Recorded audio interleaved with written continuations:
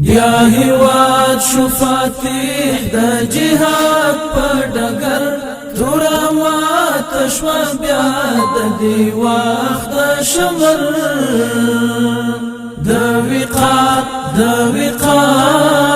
د وقار او عزت مزامین معسكر د افهام فلسفي د اعداد مدرسي د الله د فرمان انظري شیبي د الله د فرمان انظري شیبي خلیلی یوندی پاس پسر اور د ازل بیا هیواد شو فاتح د جهاد په ډګر تورا مات شوا بیا د دی وخت د شمر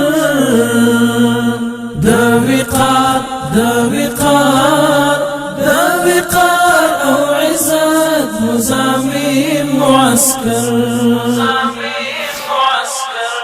مل مرب الودود وشعور د نمرود شتر تو